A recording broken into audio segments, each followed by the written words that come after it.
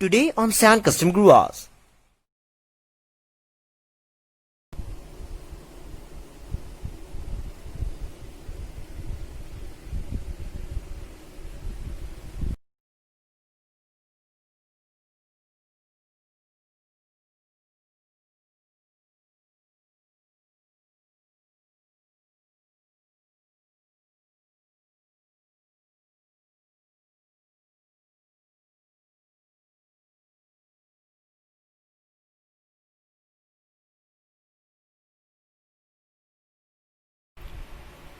Hello guys and welcome back to Sand Custom Grooves once again.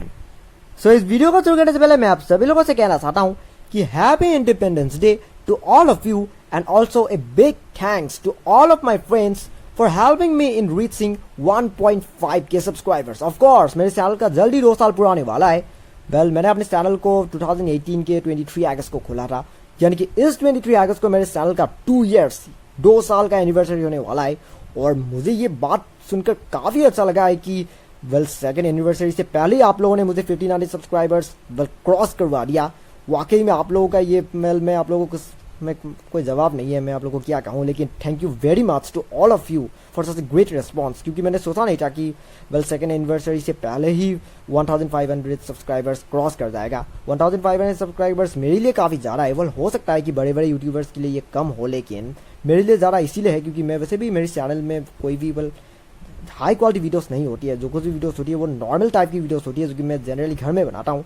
और मेरे लिए 1500 subscribers वाकई में 15 लाख की तरह है. तो इसीलिए आप लोगों से बहुत बहुत शुक्रिया कि आप लोगों ने मुझे मेरी सेकंड एनिवर्सरी से पहले ही आप लोगों ने मुझे 1500 सब्सक्राइबर्स क्रॉस करवा दिया.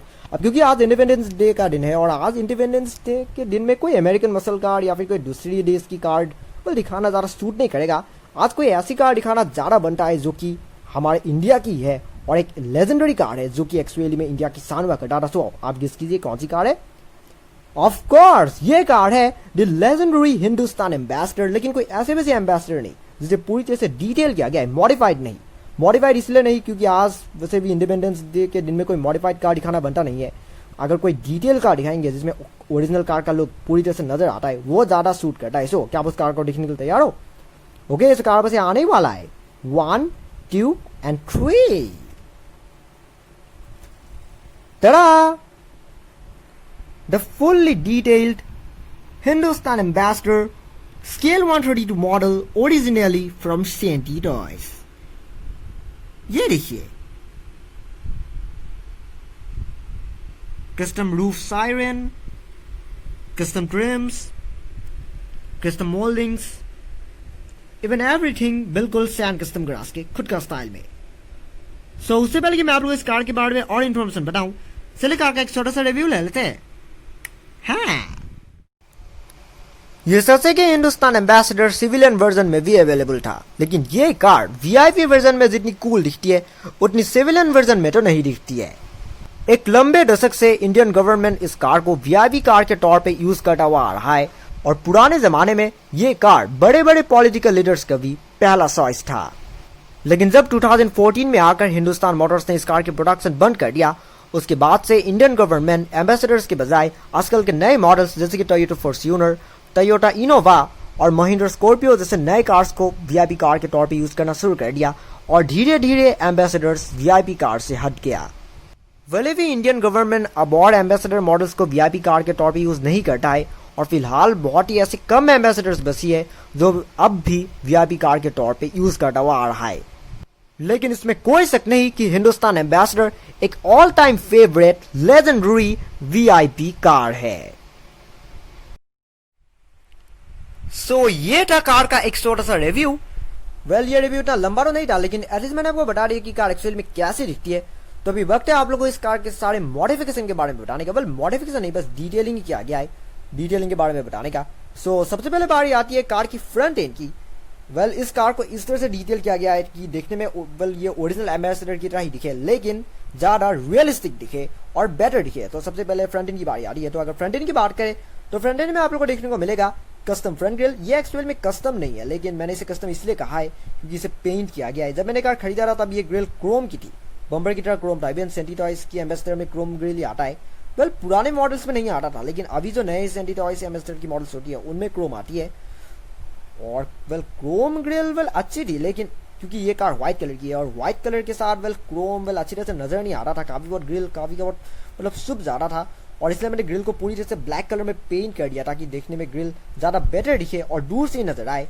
बम्पर्स की बात करें तो बम्पर्स ऑलमोस्ट स्टॉक कंडीशन में ही है, लेकिन ये ब्लैक क्लैम्प्स बना दिया गया है। ये क्लैम्प्स वेल कार का ओरिजिनल क्लैम्प्स ही है, लेकिन इनमें ब्लैक पेंट कर दिया गया है बिल्कुल ग्रिल की तरह ही, जिसकी वजह से क्लैम्प भी देखने में ज्यादा बेटर दिख रही है और बम्पर बिल्कुल असली कार की तरह दिख रही है।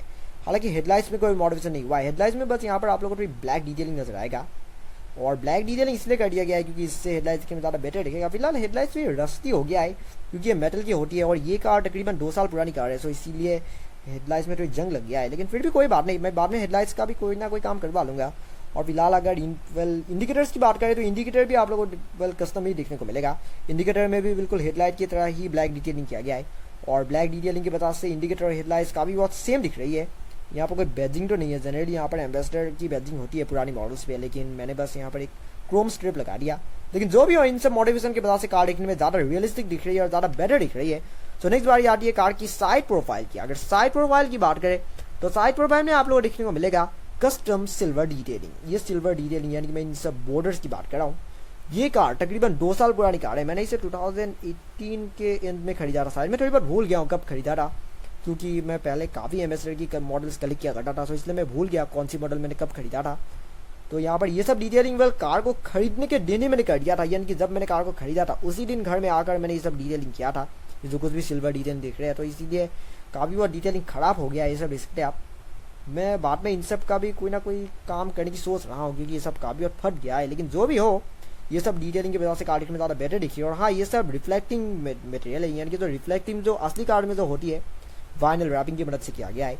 और इन सब इनके ऊपर लाइट की फ्लश पड़ती है तो बिल्कुल लाइट की तरह चमकती है। फिलहाल तो लाइट वेल यहाँ पर नॉर्मल लाइट है नहीं, लेकिन जब कोई कार की हेडलाइट हो या फिर टॉर्च लाइट हो, वैसी कोई लाइट पड़ने से बिल्कुल असली कार की तरह मतलब लाइट की तरह ही चमकती है। इनकी वजह से ये देखने में ज़्यादा बेटर दिखेगा। और यहाँ पर अगर इन ये साइड बीडिंग जनरली एम्बेसडर में इस तरह की साइड बीडिंग नहीं होती थी। ये बीडिंग एक्चुअली में प्रीमियर पद्मिनी यानी कि फिएट 1100 से इंस्पायर्ड है, क्योंकि मैं इस कार को थोड़ी बहुत फिएट टाइप का लुक भी देना चाहता था, मतलब थोड़ी यूनिक लुक देना चाहता था, फिएट नहीं, और उसी वजह से मैंने कार में फिएट टाइप की साइड बीडिंग कर दिया था। जो भी हो, इन सब मॉडरेशन की वजह से कार दिखने में ज़्यादा बेटर दिख रही है। और हाँ, अगर व्हील्स की बात करें, मैं व्हील्स के बारे में ऑलमोस्ट पूरी तरह से भूल गया था। इन व्हील्स को भी एक्सुएल में कस्टम किया गया है। यहाँ पर आप लोगों को ब्लैक डिटेलिंग नजर आएगा। ये एक्चुअली में सेंटी टॉयज एम्बेसडर की वो ओरिजिनल व्हील्स ही है, जो कि इन मॉडल्स में ओरिजिनली आती है, लेकिन ये 20 वाला हिस्सा ब्लैक कलर में पेंट कर दिया गया है। वेल मैं अपनी हर एम्बेसडर मॉडल्स में इस तरह से डिटेल करता हूँ, यानी कि व्हील्स में इस तरह से डिटेल करता हूँ, क्योंकि इसके वजह से व्हील्स का कोई रिप्लेसमेंट भी करने की जरूरत नहीं पड़ा और ओरिजिनल व्हील्स ही बेटर हो गया। इनकी वजह से ये बिल्कुल 20 वाला हिस्सा बिल्कुल असली सेंटर कैप की तरह लग रहा है और इस साइड वाला हिस्सा बिल्कुल मेटल की तरह लग रहा है। छोटी मोटी मॉडिफिकेशन है, लेकिन ये सब मॉडिफिकेशन इस कार को काफी बहुत बेटर दिखा रहा है।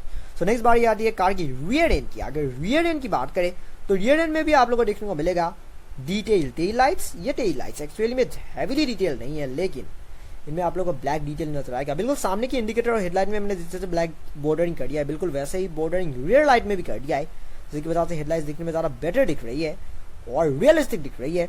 बैजिंग तो है नहीं, यहाँ पर जनरली एम्बेसडर ग्रैंड लिखी होती है ओरिजिनल कार में, लेकिन यहाँ पर कोई बैजिंग नहीं है, बल्कि बस दो क्रोम स्ट्राइप्स है। क्रोम नहीं, ये सिल्वर कलर की स्ट्राइप्स है, लेकिन दूर से देखने में ऐसा लगता है कि यहाँ पर ये दोनों बैजिंग है।